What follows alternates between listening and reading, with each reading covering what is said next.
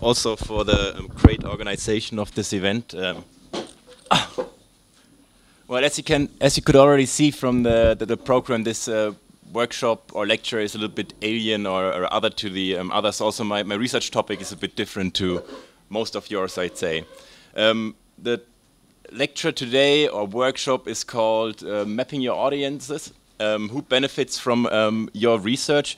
It's a lecture workshop that I designed with a colleague of mine called Sascha Frieseke. So you could imagine just a smaller version of me. That would be Sascha, but he cannot be here today. But he did the same lecture actually last week in Amsterdam. So we both going to see how that works out. For me, it's also a bit of a learning experience because we haven't done that before. It's actually like a condensed version of a 1 week summer school that we do every year. And we wanted to try how it could work out for 2 hours as well. As I said, it's not exactly a workshop. I think 2 hours is, as you say, it's too much to die and not enough to live. For a real workshop, also the crowd is a little bit too big for that, and the room is perhaps not the best for it. But I decided to still have it like in a way interactive, and I hope that works out. So please feel free each time that you feel you want to add something, or you want to interrupt, or you want to ask something, do that. Yeah, as I said, the lecture is a condensed version of a summer school that we have every year. We're going to have it a third time next year as well. It's called Impact School, and the idea behind it is that each and every one of us probably learns during university time how we cite and how we publish and which are the important journals. So we know how to actually make academic impact, but we do not really learn how to have impact outside of academia. So this is perhaps a bit the idea behind this summer school. It's free of charge, and it even comes with a little travel reimbursement. So I hope that some of you apply themselves or share it once the next call is out. So, well, I'm not going to say many words about me again because you already introduced me. I work at the Humboldt Institute for Internet and Society. This is co-organizing this event and also part of the network of centers and the European hub. I myself did mostly research on research in the last couple of years. I looked at how people share their data, and I looked how, like, what open science means in terms of transparency and participation and collaboration. So I did studies on data sharing and open access and business models for open access and research infrastructure. So I always had an idea of open science on, you know, looking into how research works. And just recently, or like in the last 1.5 years, I was thinking more like I should look into how what openness means in terms of being open towards society. And this is also perhaps the topic and the lecture that I'm giving today. So we're looking at knowledge transfer, which is the topic of the lecture. And this is also the reason, or maybe like the knowledge transfer for me, like people outside of academia that I would talk to would be mostly like funders and policy makers, and this is the kind of transfer that I was doing, that I'm doing quite often. Yep. And the design or the outline for today is as follows. So there's the relevance of academic research. I can also go already a bit further. So first of all, we think a bit about why it is important to think about the topic. Yes? Will you be sharing your slides? Of course. Yeah. I will send you the link for it. Yeah. Okay. So first, we're going to talk a bit about why it's important to think about this topic. That's called the relevance of academic research. Then we're going to develop a model together. It's called the societal impact model. It's a name I just made up yesterday. Perhaps I find a better name for it. And then we try to develop and find together a few rules for what actually good transfer is, what makes knowledge transfer scientific. So let's start with a quest for relevance, or why it is important to think about societal impact. So we live in a complex world. Like there are a lot of global challenges that we are facing, or that are actually multidisciplinary challenges, such as climate change and migration, digitization itself could also be considered a global challenge that we are facing. The UN and many other organizations put out goals or development goals. So among them, for example, is the end of poverty, zero hunger, health, climate change, biodiversity. It goes on and on and on. And the bottom line is basically that we are failing most of them. And well, the general hope that research funders and policymakers have is that scientists or research can actually help them solving these problems. So this is just one example, and there could be many other examples. So Austria, for example, has the presidency at the moment for at the EU Council, and for its and for them or for its science and innovation policy, knowledge transfer, societal impact is a key topic. And also for non-EU policymakers, for example, the UK, the Research Excellence Framework. Has anyone heard of the Research Excellence Framework? Perhaps, yep. Christopher, what is the Research Excellence Framework? I think it's the system they have in the UK, in the United Kingdom, to assess research output for universities, and do some sort of ranking and see how much funding university gets. Yep, it's a funding scheme, like often called just the REF, by the four main funders in the UK, and it accounts for £2 billion pounds. Just for comparison, the German Research Association gave out 3.2 billion euros. That's 2.8 billion Great British pounds in 2018, and that is the main funder, or one of the main funders in Germany. So it is something that you not only see in the UK, but in many different initiatives as well, that more and more money is spent actually in funding when it comes to actually applicable results of scientific research. So if you pay attention, for example, a lot of the words that are often used for it is our third mission and public engagement, sometimes also citizen science, knowledge transfer, all of which refer to the demand to increase the societal impact of research. And I guess the best way, or one of the best ways to show actually the increase in spending is the number of publications. So the graph here is from a study that was published, I think, in 2015, yeah, by Bormann and Mutz. So those are bibliometricians, and they looked at a database called Web of Science, and they looked for the publications actually only from 1980 to 2015. So what you see here, like when it comes back to the 1600s, are actually just references to publications that are published after 1980. Anyways, the bottom line of this graph is that the scientific output is doubling every 9 years. And this is just measured in peer-reviewed publications. So the money spent, or the investment in research since the 60s, since like the new public management approaches and the hope that science can solve actually policy problems or political problems or real-life problems, also resulted in an increase in publications. Well, and this is a bit of a quiz. This is also another study that Lariviere and his colleagues did, and this is more of a guess. So how many publications for the natural sciences, the social sciences, and the humanities are never cited once after 5 years? So is there an informed estimate?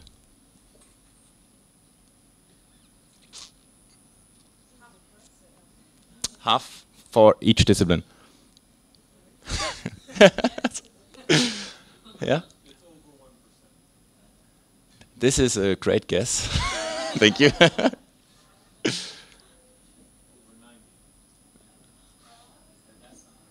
Over 90. Are these peer-reviewed, published?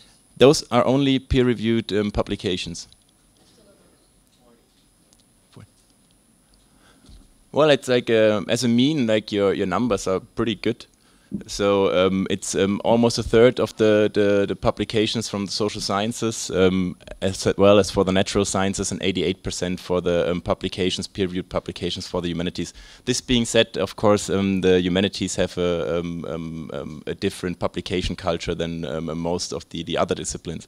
Yes? Does that include self-citations as well? Yes, of course, it includes any kind of citations. Yeah. So some authors are even not smart enough to cite themselves.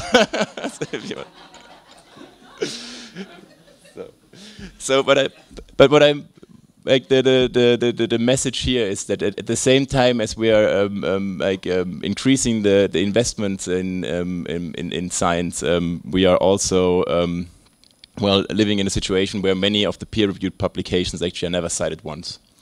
So there's perhaps you can tell yourself, or you can ask yourself if that is a number that is considered a good how do you call that? You know. Yeah, if it's okay to have more than a third of the peer-reviewed publications not cited. Does citation equal effect? Well, this is a good question. If it's okay, I would answer it a little bit later, or we can discuss it a little bit later, because I have a couple of slides that relate exactly to that. Yep. It's a simulation of impact, of course, and we're always trying to simulate impact with some kind of numbers and metrics, and well, I get to that. Yeah. So to summarize, so we're living in a complex world, and science is often considered a savior, and this is also reflects in the policies and the policymakers actually for science, spending more money on research, and researchers produce more and more papers that actually few people cite. So. Like the good thing is, of course, there is a potential, or there is a potential to think more about how we can actually increase our societal impact. Yes. But the question is also how we can actually do that, and I hope that we get a little bit closer to that today. So. But to do that, I think we need to step a little a few steps back, and need to think about what actually basic research is and what applied research is. Of course, there are many kinds of different of research that you can do.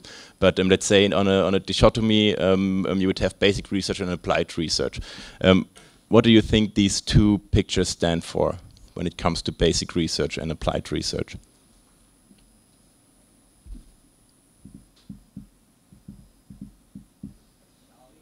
Alexandra. Yeah, like basic research, like the foundational papers, and more practical, more specific. Yes. Problem solving. Sounds good. It's also a research question. You answer this is general knowledge about the world, but this is probably came from a specific question, like how can we do this or perform this. Yes, I would say that too. So the like it's solution solving, whereas in the other sphere the question arises from a perhaps like a intrinsic interest. Any other comments? So why is there a mountain, for example, for basic research? Shirley? Because we're trying to find out things we don't know yet up in the clouds. This is a very romantic picture, but this is not why I chose the mountain.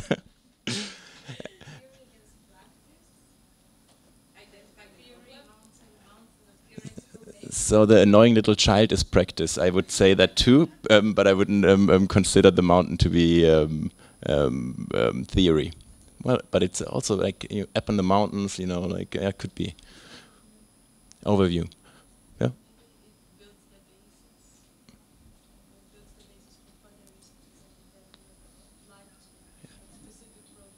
Yes, this is the direction I was aiming for. So like we're comparing like on the one hand like cumulative research. So this would be the mountain. So basic research is progress by reference, let's say, to existing knowledge, to method and theory that we have, and it's mostly long dated, and often of course you cannot like really foresee when impact arises, which also means of course you can do useless stuff or things that are considered useless at the moment, but you can do that anyways, and they might become relevant later. No politician, for example, ever asked for the invention of the computer.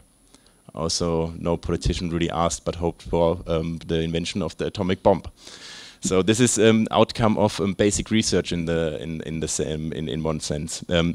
Often, of course, also basic research means that you have to reflect or have to question actually the present or what is there. So, for example, if you think about people like Karl Popper and his falsificationism, the idea is that you always question what is there. So, questioning this existing is part of basic research, whereas applied research, and I think you mentioned that before, is progress by relevance. Oh, you said that, like progress by reference to practice. So it's often or mostly short-dated, and relevance occurs by actually the simple question: does it solve a real-life problem?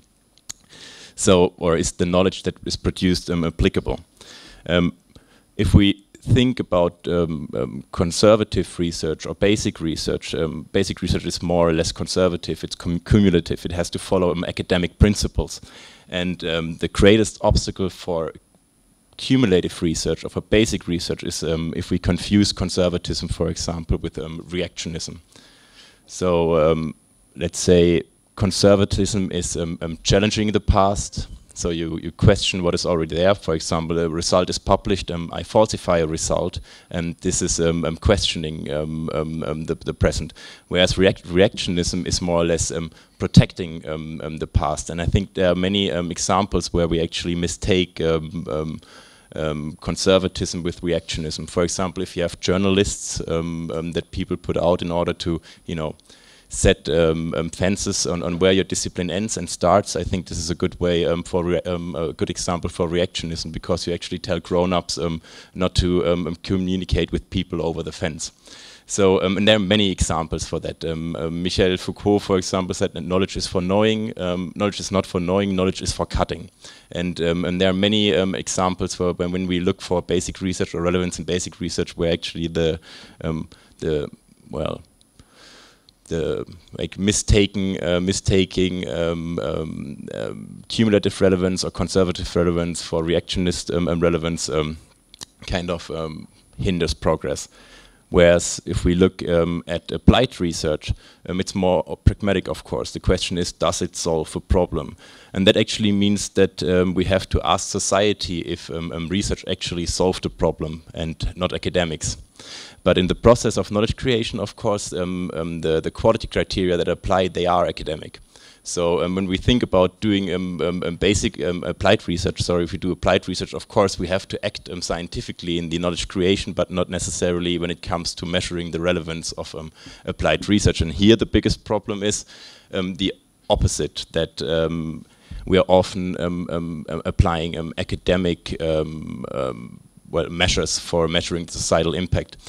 Christoph, you did research on altmetrics, right? Yeah. So what are altmetrics doing, for example, or how are they measured? So they measure social media attention. Papers are tweeted or shared on Facebook, so on, or different public spaces. Yeah. So altmetrics, and for example, the European Commission is also having an expert group on altmetrics. So altmetrics are often taken as a metric or a measure or a group of indicators that could be considered as a good metric for measuring societal impact. But of course, for example, if we think about this case of the dentist, let's say, for example, a dentist uses a new drilling method that is less invasive. Would he actually refer to the original publication, including the digital object identifier, on Twitter? So altmetric would actually count it. Where this is a way where this is a good example where the way we measure actually societal impact is too scientific. Is that kind of clear, or the problem that I'm trying to point out? So this is just a big frame. So on the one hand, we have basic research. On the other hand, we have applied research. And my bottom line is actually that if we think about applied research, or if we think about knowledge transfer, we actually have to think about the societal perspective and does it solve a problem. So these are common indicators when actually we look for measuring impact both in basic and societal sphere. If you look at the academic impact side, you see a lot of bibliometric scores. So for example, the number of articles published, the number of citations leading referencing to this article, the number of book publications, the number of book chapters. So bibliometric means like we really think a lot about articles when we think about academic impact. I think this is already a problem.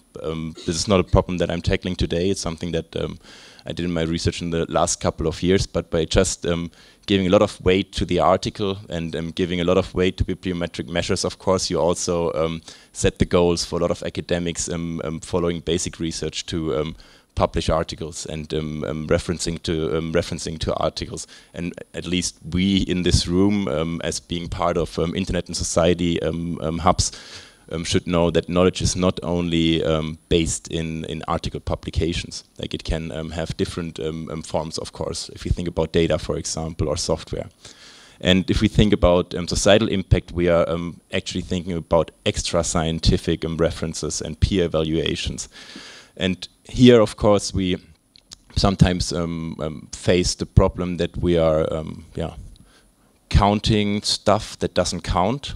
Like, for example, Altmetric counts stuff that is completely irrelevant actually for societal impact unless you think about attention, and attention can be a form or an indicator for societal relevance, but of course it's an idiotic measure to measure the societal impact or just concentrating on that.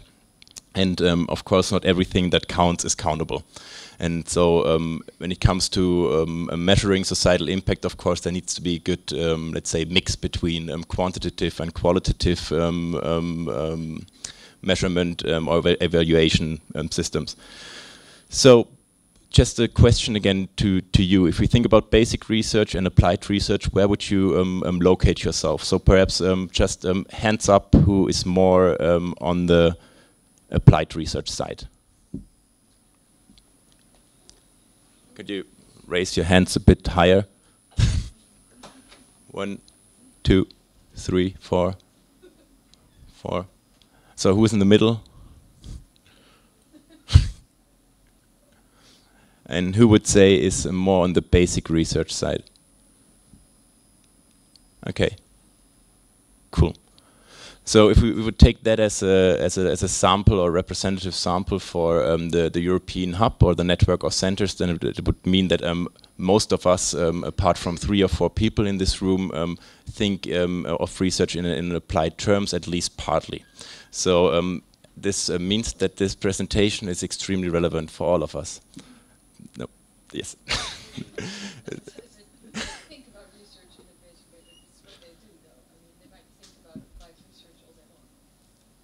Yeah.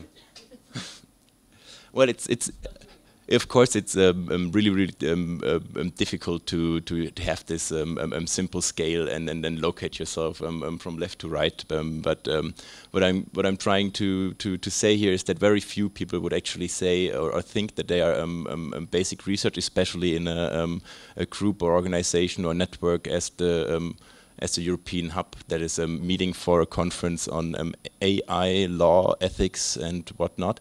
So like a very interdisciplinary or multidisciplinary group already. And it's of course already difficult for, let's say, basic researchers to talk to other basic researchers in a productive interdisciplinary manner, and it's perhaps even more difficult to make actually practical use of the knowledge that we produce in a transdisciplinary group.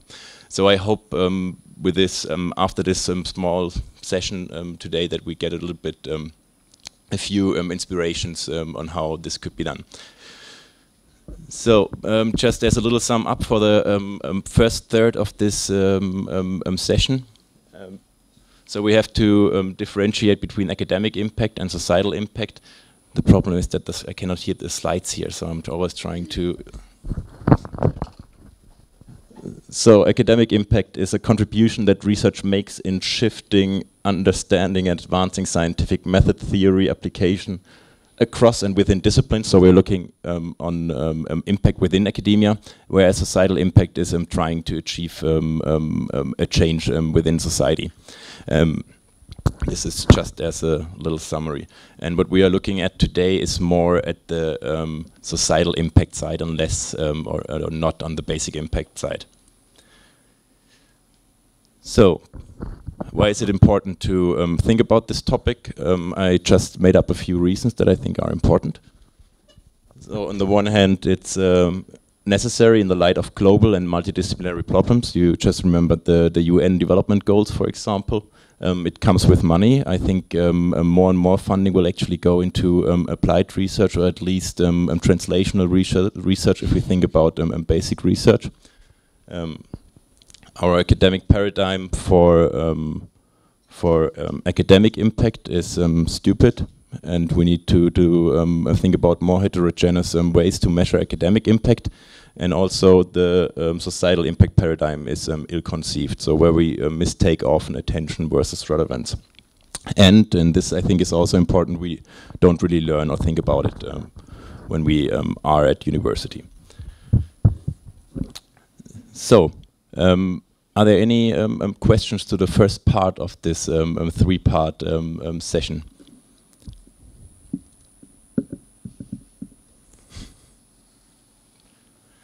Great, because that means we might be even on time in the end.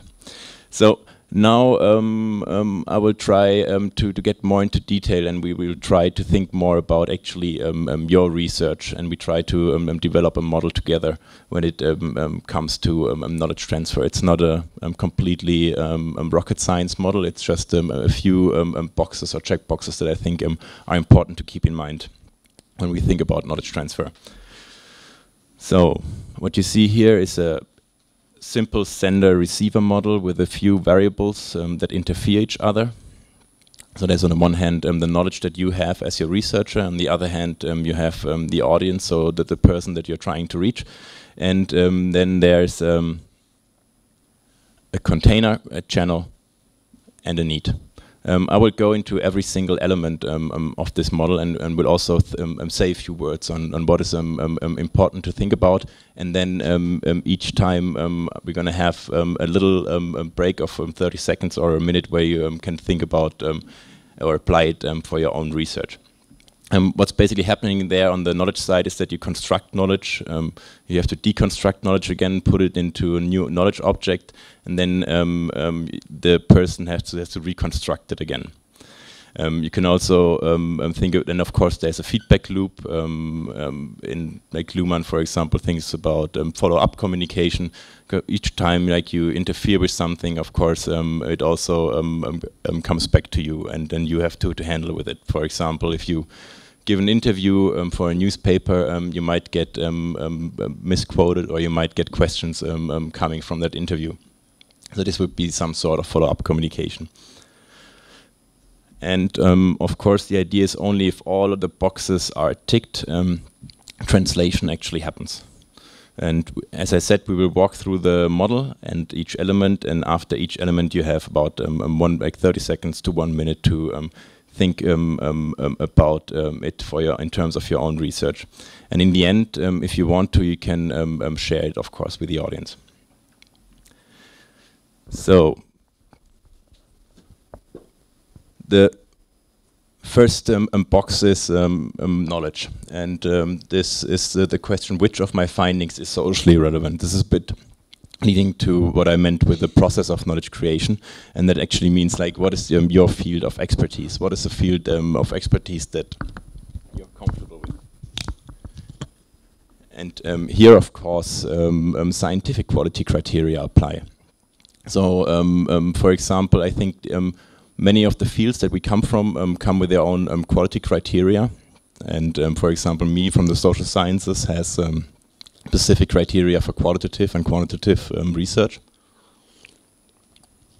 And then there are, of course, a few universal guidelines or quality criteria. For example, the Mertonian norms, which would be universalism, for example, organized skepticism, disinterestedness, communism. But these are all quality criteria that relate actually to the process of knowledge creation. Yeah. So, as a first little reflection task, this would be the question. So, find your expertise. Which field of research are you most comfortable with? Where do you have advanced knowledge?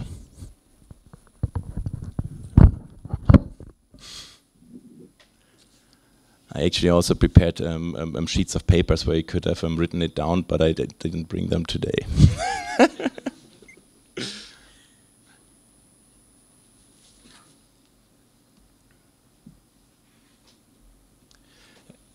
In the impact school, we would spend whole sessions for the single slots, and here we try to do it in a quicker version. Okay. So the second box would be audience. So actually, who can benefit from your academic knowledge? And this is an essential aspect in generating impact, is to have actually clear understanding of who you are addressing.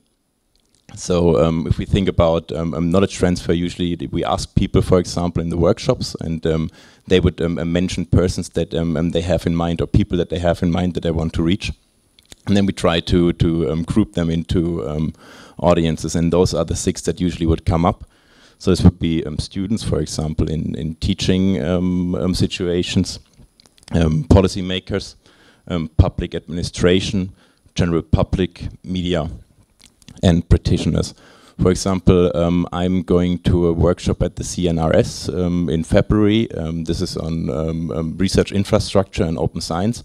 And this would be, for example, a policy maker that I need to address. And the person that invited was Martin Federley, who's the former director of the CNRS. And I know, for example, that he already has a very informed knowledge about research infrastructures, at least when it comes to biomedicine.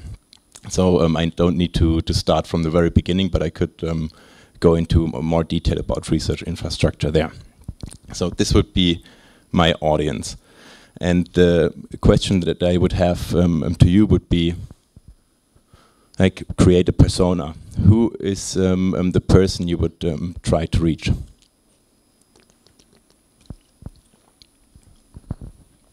So if possible, think about a concrete person, try to think about the name, try to think about where in an organization that person is working, try to think about which context that person is working in,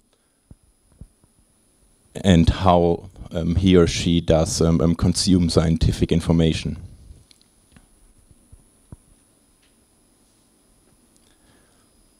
Those breaks seem a bit weird, right?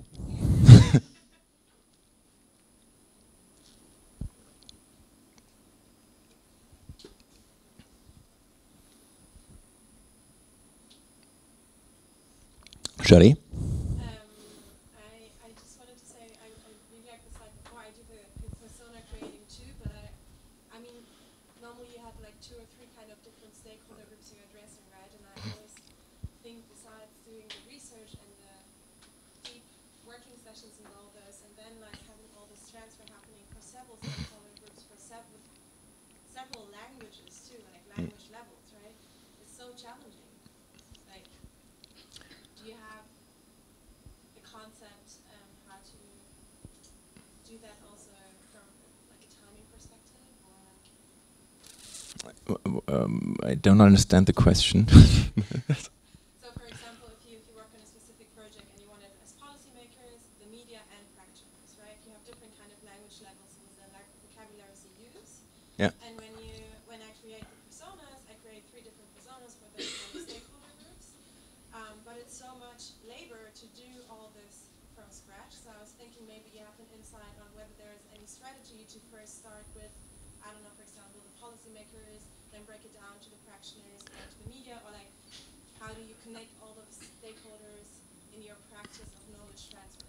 Yeah, well, what, like, me personally, well, if we think about it, for example, in the impact school, we would build like a transfer strategy throughout the whole week, and they would name different stakeholders that they want to address, and then they would have like theoretical sessions and practical sessions, on which would be potential formats to reach them and channels to reach them as well, and which would be like risk, for example, for that transfer. So what would be a good channel and a good format, for example, to reach a policymaker in which part of the organization? Like how does he or she consume information? Which would be a channel to actually get the policy brief, for example, that you write to that person. which would be a good workshop format to reach that person. And we try to use as much as possible evidence where there is. If there's no evidence, then we usually have a practitioner actually talking there, for example. So we would invite, for example, science policy advisors. We would have people that would usually write position papers and white papers, and then they would say which would be the best ways to do that. I don't have a golden rule in general, but the rule would be that each group has a different format that would apply to. Yeah. So that means that we just need to have some space and time, or like to set a week or two aside in the beginning of the project to kind of develop a strategy for the whole project. Yes, and maybe even before, because many of the funding proposals nowadays already come with a transfer strategy. So if you take time aside in writing the application, for example, for a funding proposal, you can think about a real communication or transfer strategy on how you actually want, like who you want to reach and which products and formats you produce in order to reach that person. Yep. Thank you too. All right. So, and then there's the needs. So we have a very broad understanding that we usually use also in the Impact School on what needs are. So needs for us are anything that another person can actually apply in his or her context. And usually when we ask people for the needs, we can group them into 3 different ones. So one is instrumental. So for example, a technical solution or a piece of legislation that actually solves a real problem. The other one would be conceptual. So, for example, something that is framing a debate or helps to structuring a debate, or helps to theorize or making sense of policy issues. And capacity building. So, for example, this workshop could be considered a form of capacity building, or a lecture could be considered a form of capacity building. So, the next, so for example, the Impact School itself could be considered a form of capacity building.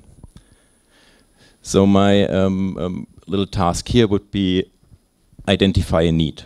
So which problem that your audience has can you solve with your expertise or your knowledge? Is it rather instrumental? Is it rather conceptual? Is it going into capacity building, or is it something else? Again, I leave an awkward break, but you can always ask if you have some questions. Rebecca? I was wondering, because it's very similar to like when you build a TV format or something like that. You always have to think about the audience first. And what about like if you have different audience you want to approach for science? How do you do that? Like, is that part of your program?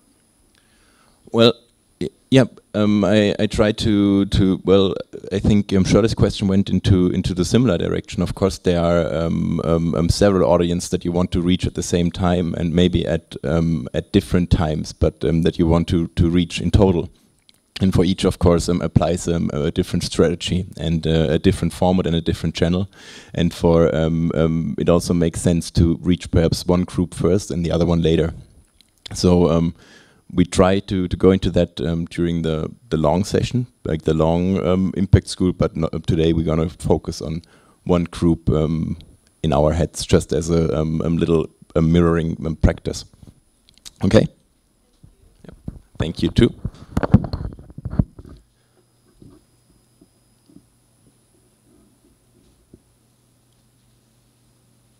I don't, but I've seen them, and they are fairly good and increased. And I think this format makes sense and could be better. Yeah, Christoph, you also had a question.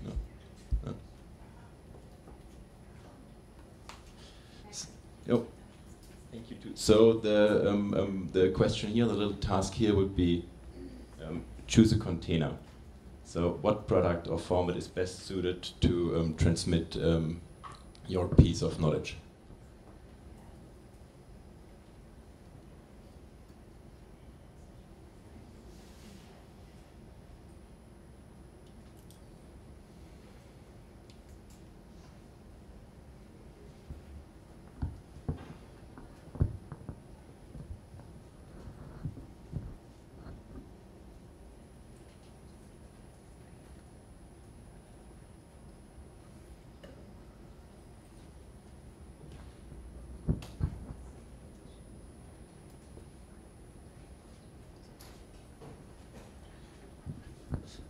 So, and the next one would be the channel.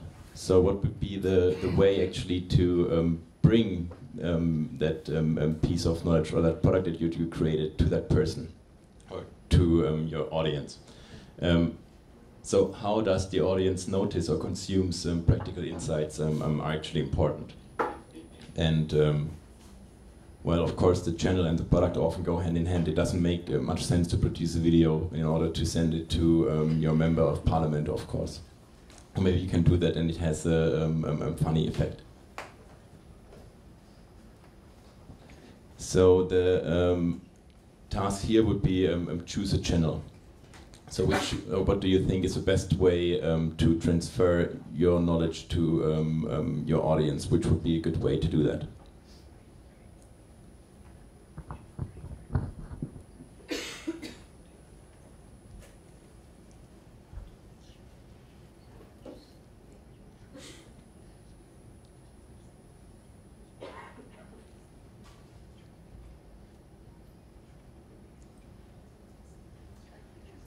Yes.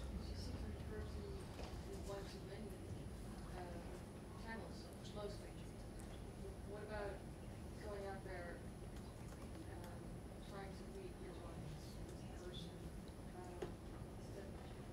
Are you considering that at all? Even though it's like not the one to many, but it's pretty consistent. Yes, of course. Like we also do or I also think about the face-to-face interaction and one to few, and also, of course, the organizational context or the social context where the person actually sending that stuff comes from, because often, like, depending on the institution where you are, you're limited when it comes to resources or, let's say, institutional policy. And of course, also, often it makes more sense to think about a few people that you reach personally than trying to reach a lot of people indirectly. But I'd say it's case specific, and yeah.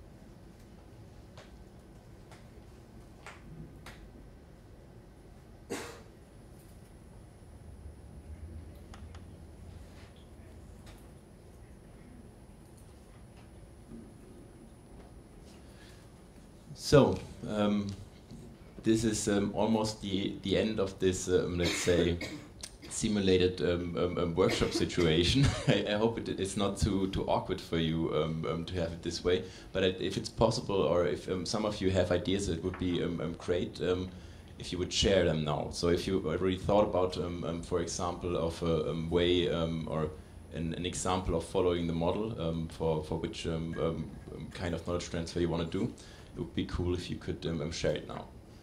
So, anyone has something on his or her mind? Yeah? No, I would just say that it would have been very nice if we could have a split in groups, or like to kind of talk about that, Yes. like about this in a much more active way, because otherwise, as you say, like, oh, this silence is awkward, like, I also think it, like I say, like maybe like if we could put this in practice, because I think that this is super relevant for all of us, and say like, well, so if this is the problem, like, how can we reach different audiences, which channels, and so on, like in a much more discussion way. Yeah, I absolutely agree. This is the perhaps a very contra-intuitive way to do exactly this workshop. Yeah, I have to say I didn't really design before or didn't know the context here. But anyways, like now we are there and we need to use the it. future. No. Yeah, Alexandra. I mean, I can share my experience with copyright, the copyright side of my research. Yeah. Because it was kind of timely with the copyright reform in the European Union. So a lot of academics were involved in that in the process. Many years here, okay.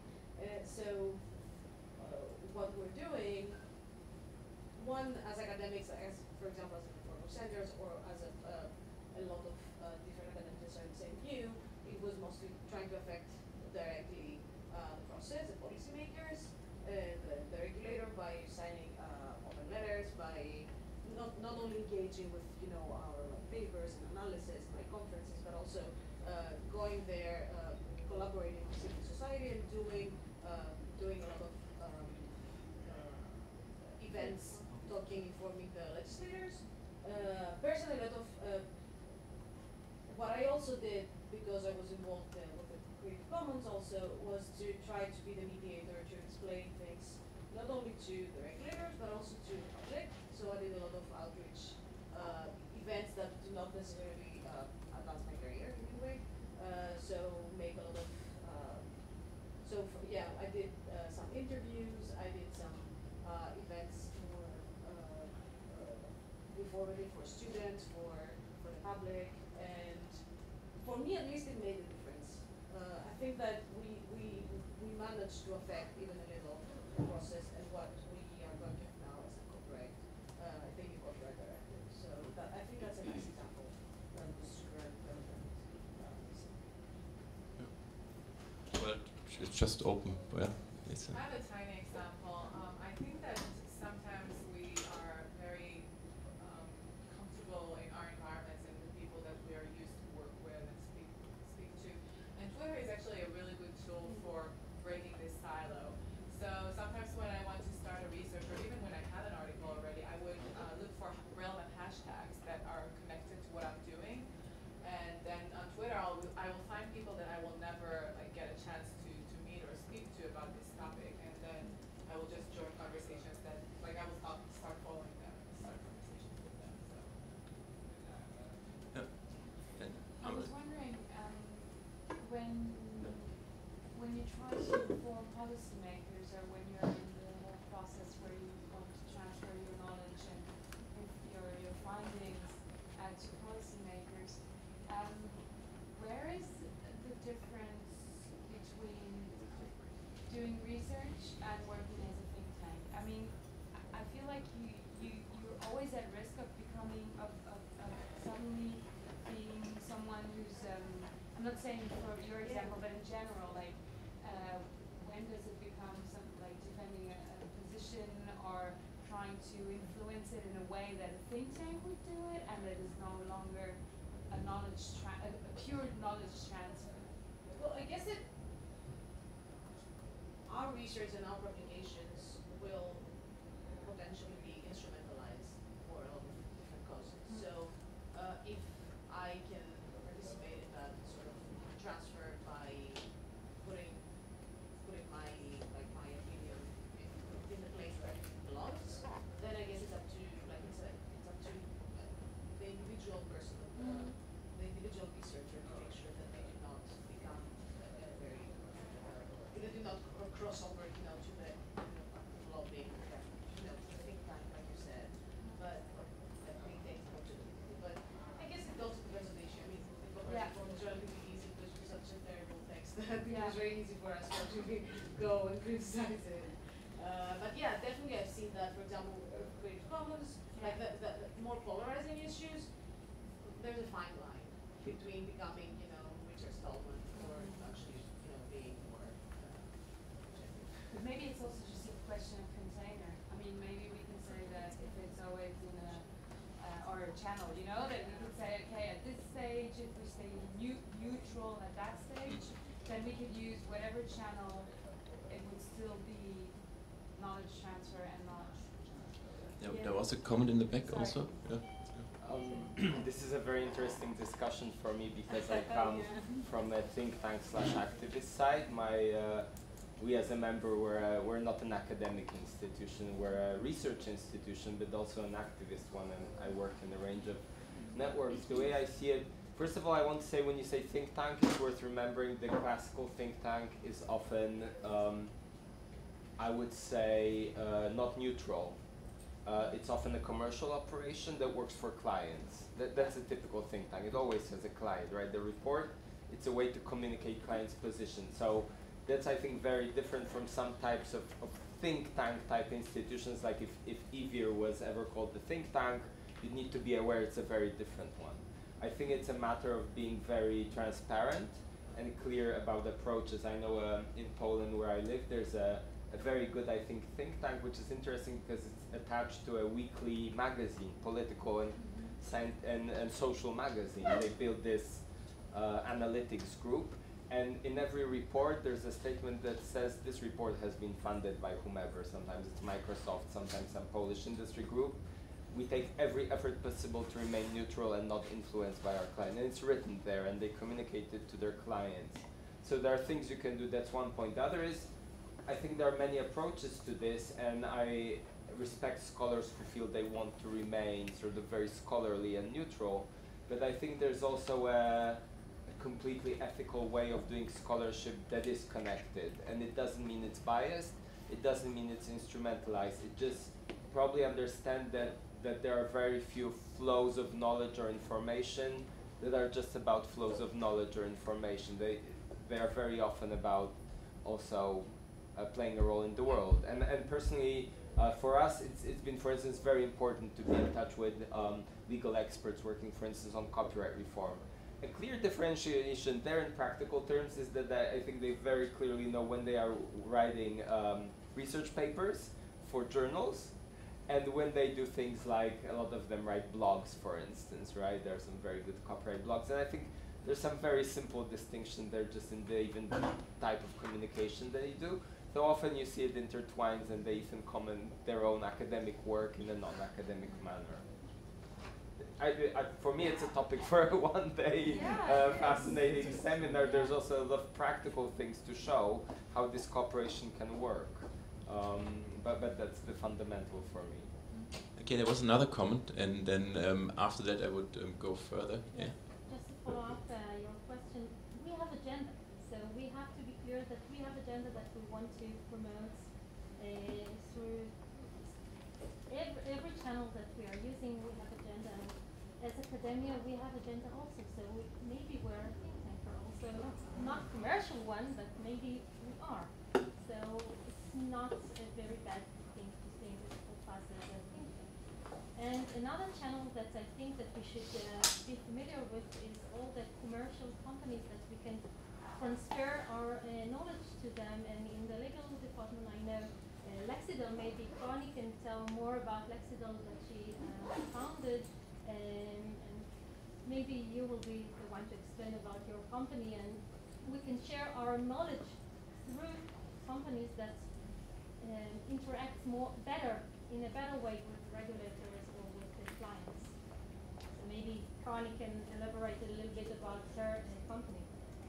So Connie, if you like afterwards, we're gonna have like a small discussion rounds as well. But if you wanna just quickly say go into that, and then we go further to the last part. Yeah. It might be interesting because what we do, we are a commercial company, but we work with attorneys and legal researchers all over the world, and we ask them for reports on the current regulation status on whichever topic, banking and finance and energy, and then we use it to create like comparative reports, both for public sector entities, such as the EU Commission, or in Israel the Knesset, who really want to learn what's out there in the world, to instead of reinventing the wheel in every decision, seeing what models worked and what didn't in the world.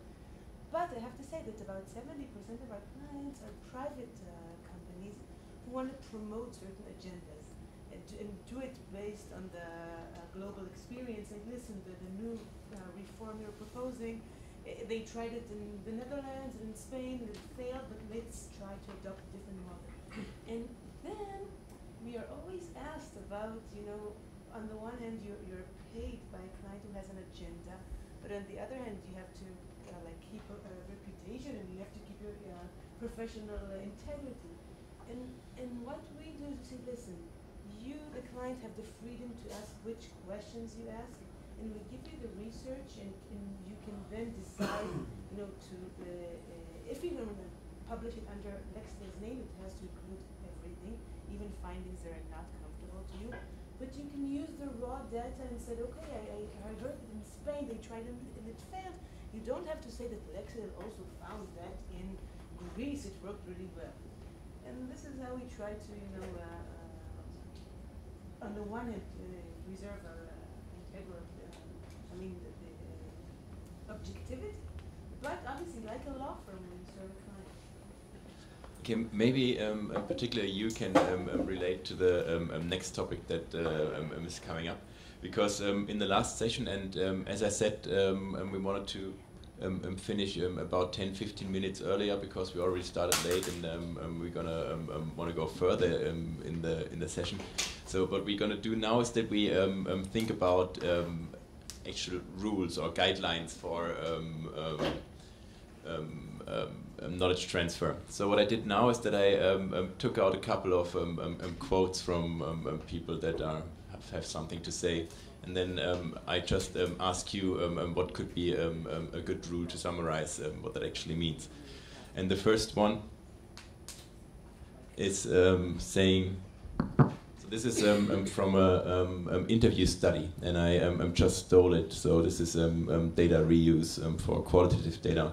It's from a study in the UK where they asked actually UK executives about knowledge transfer and interaction between academics and companies. And he says, or she says, we are interested in people coming and sitting in on meetings with us. We are less interested in people going away and coming up with a really thick report.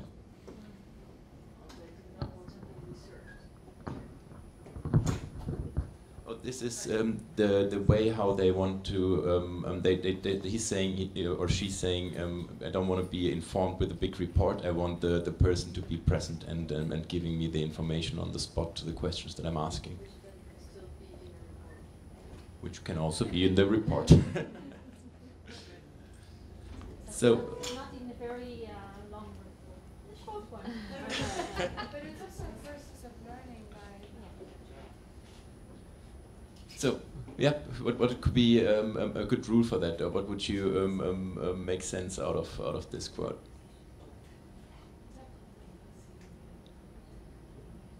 Communication skills. I mean, what we were discussing earlier. Yeah. This is just to understand. Is this more presenting what the idea is, or is it a Q&A session? This is a Q&A session. Yeah, we develop it a bit. Not this. The point there, is that about briefing somebody without having read a report or being briefed on it? What that's alluding to, or is it to have a Q&A session? Well, I don't know the exact context. The interviews were on knowledge transfer between industry and academia. And they asked people on the executive level how they have been in contact with academics before and which way they wanted to have that going on. And this is just a quote that is taking from that. Yeah. Sitting in on meetings with us, it really feels like they want to sort of control the spirit which knowledge is transferred in. That's what it sounds like.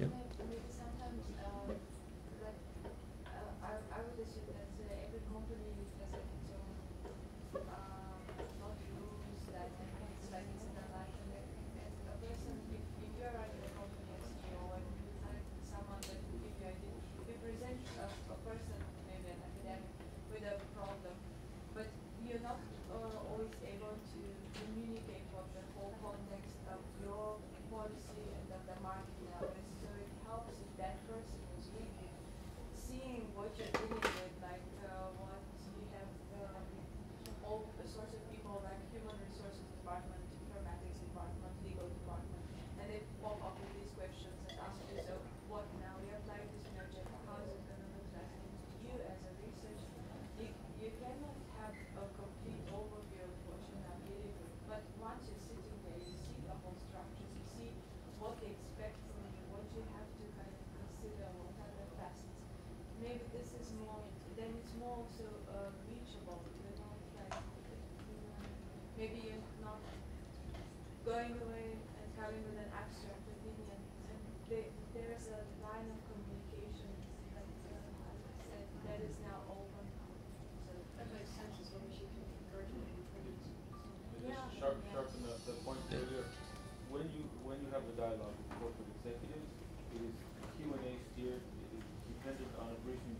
prepared ahead of time, which means that academics should also be briefed and prepared ahead of time who they're meeting, what the discussion is about.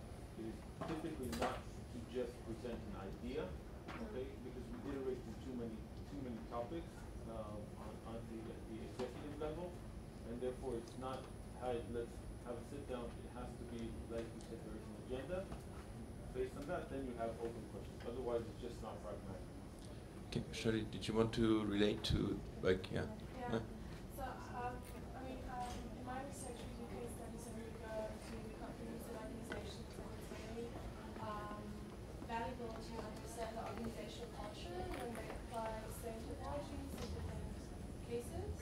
And I think also this code is kind of signifying the trend towards ethnographic research methods, which I am observing that many people actually going in and using this as a data set to sit in and to observe meaning and then take that as the Okay. Well, I might be a bit more simplistic, but I think it makes a lot of sense to what you just said, and understanding the organizational context, and also what he just said when it comes to that there's a general procedure already. Nonetheless, the rule that I made up from this is the medium is the message. So if we need to find the right format and product in order to transfer our knowledge, it also refers a bit to the model that we had.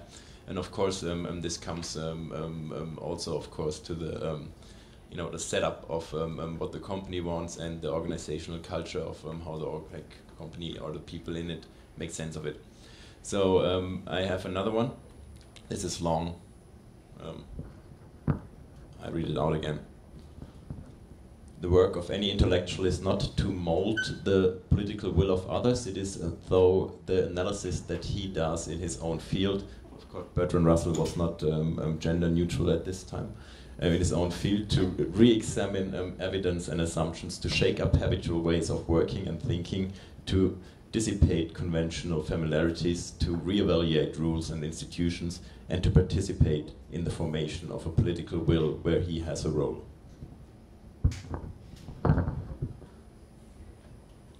Shirley? I think this one is about understanding your own agency as a scholar, and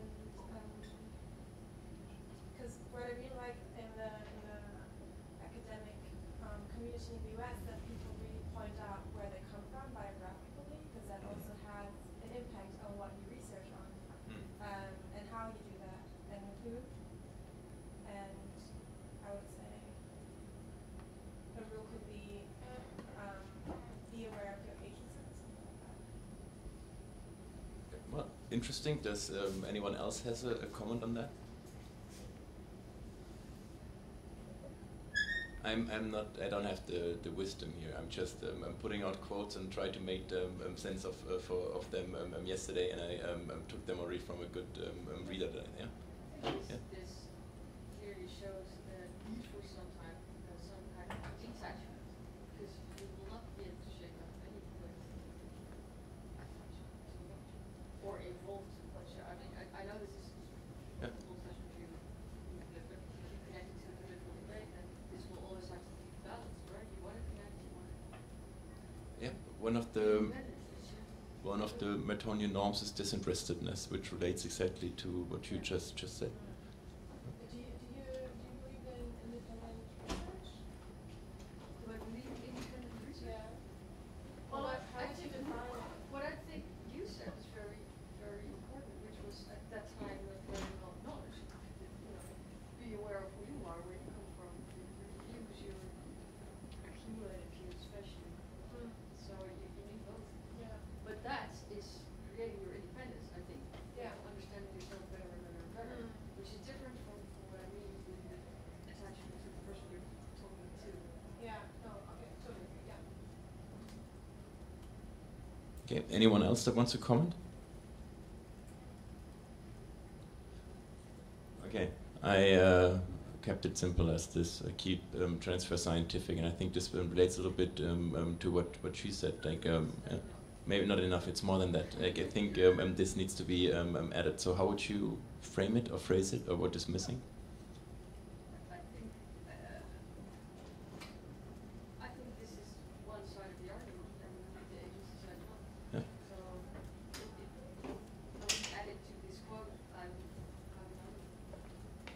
we have another one afterwards. it's five rules, and then it's oh. So this are two. Well, at least Schäufele is a German researcher that I like as well. And he said, and he and his colleagues said, when a science subject shifts from its traditional home at science pages to other media beats, new audiences are reached, new interpretations emerge, and new voices gain standing in coverage.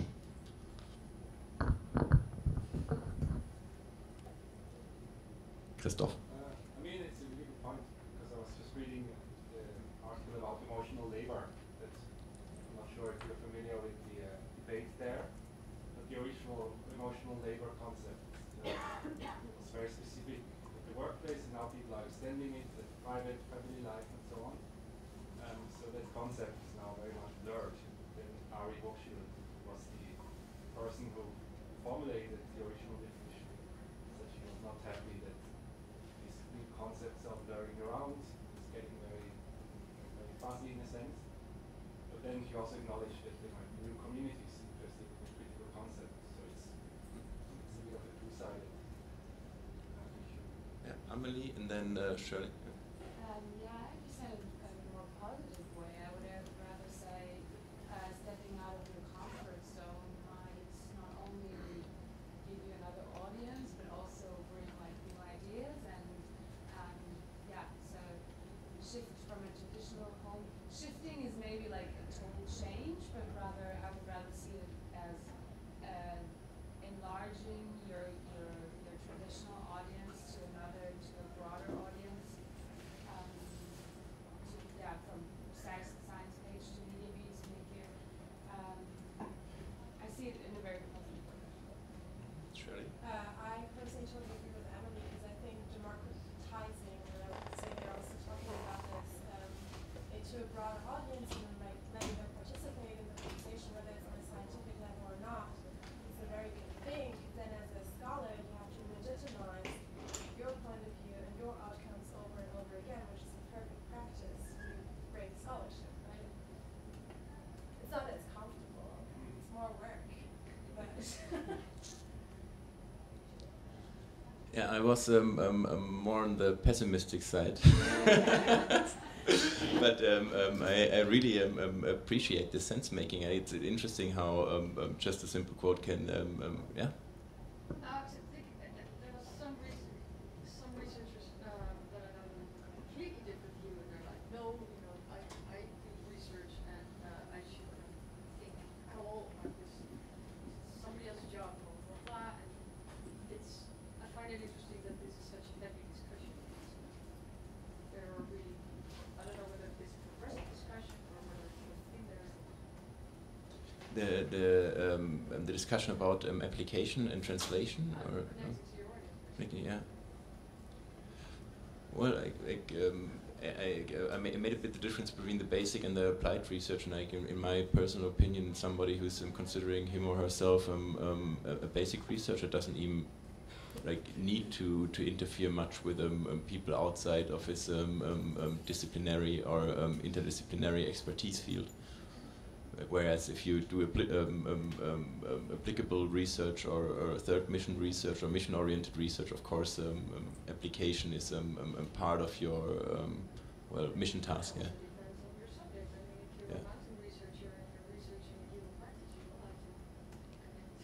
Well, this is this is like the epistemic problem. Of course, always occurs like when you that you interfere the object that you're researching. There was another comment here.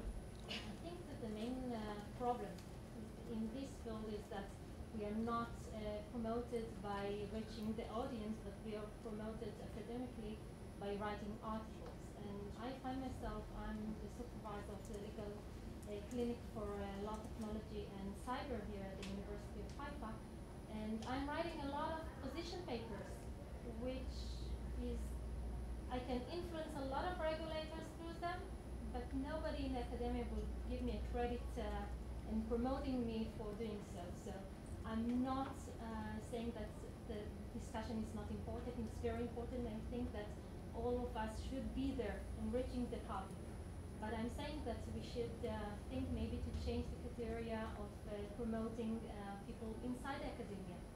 Maybe give more influence of that kind of research instead of just the basic ones. And in the same breath, I would say that not everybody should just be waving away from the basic research as well. So we need the basic research to be there also, and we are not supposed to move everybody to the other side. So it's good to have all this spectrum, and it's good to think about new criteria, how to promote, academically promote people inside academia. I agree, because otherwise you're getting like, because this needs to be done, and the load is then on the ones that don't provide, which is not good.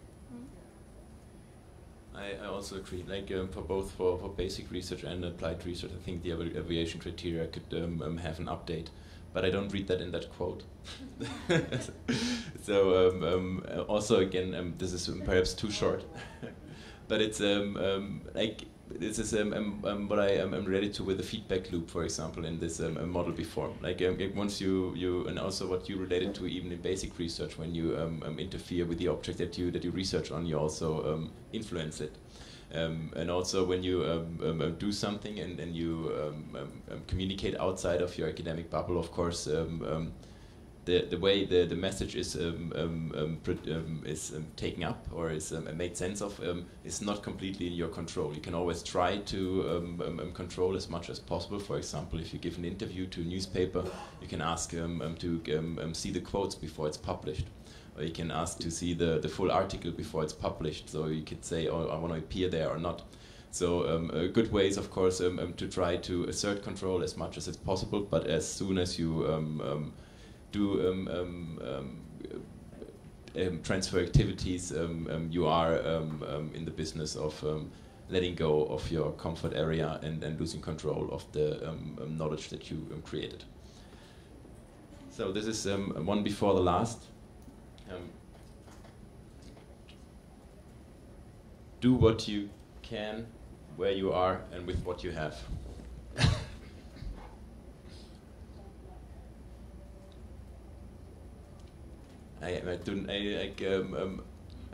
This is the perfect interpretation already. So don't oversell. You said don't bluff, right? Yeah. Like I think this is a very important rule for knowledge transfer, of course. Like you can only talk about that where you have a field of expertise and where you have a field of knowledge and where you can talk about. And nothing is more embarrassing than talking about something that you have no clue of. That's what I think it meant. What would you say it means? Huh?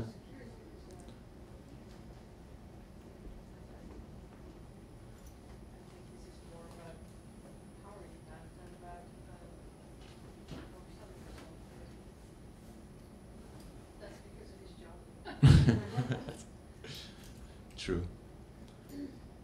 It could have different meanings. So, and the last one. To find out what happens to a system when you interfere with it, you have to interfere with it, not just passively observe it. It's a self-fulfilling prophecy.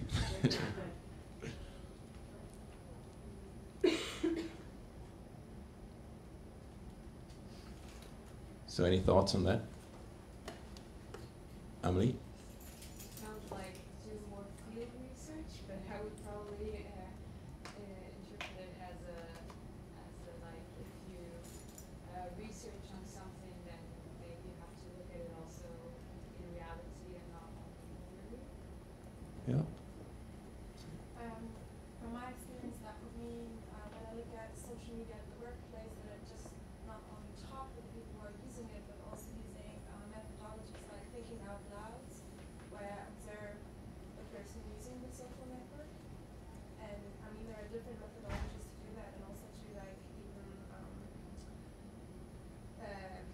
record how the people or the user are interacting on platforms, and to use that maybe even as methodology. Yeah, I like this interpretation. I like that you always refer to your own research approach as well. Yeah. Any other thoughts on that? I think, Jules, would you describe how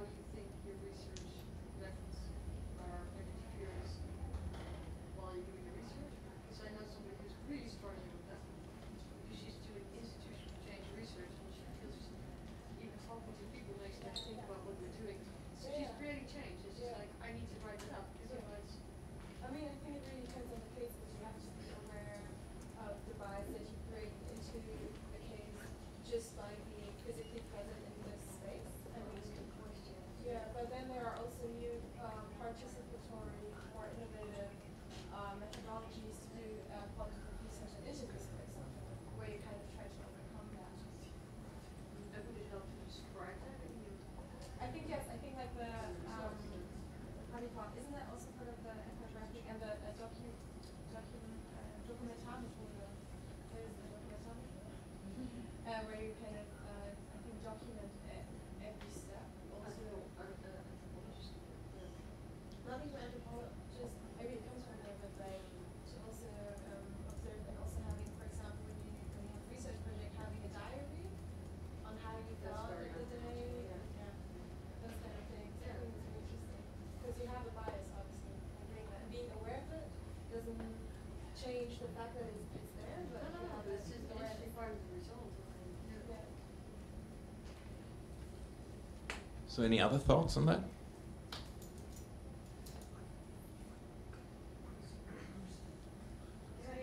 Yeah. Yeah. I guess from the legal, like the legal research would be to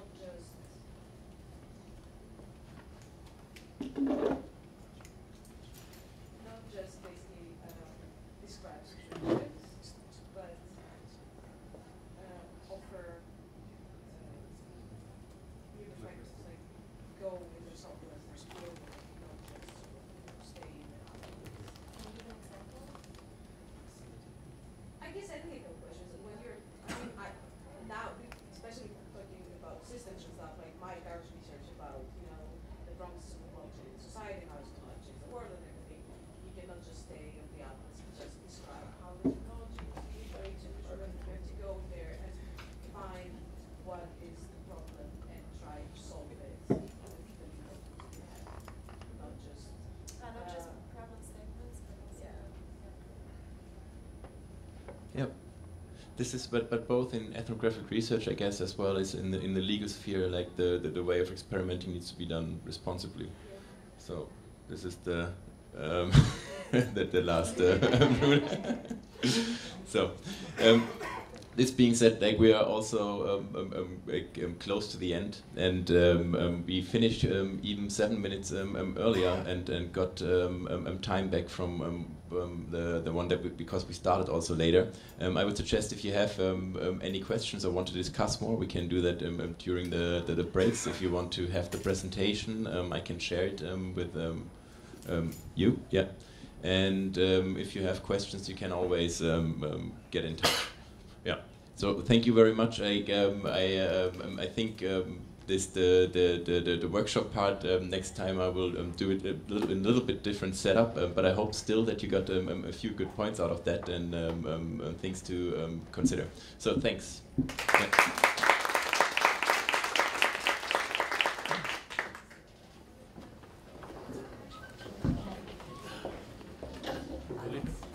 רגע, אז מה שרצית לסיכום ועלה...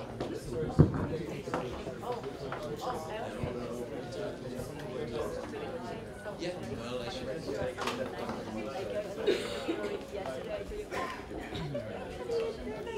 Fine.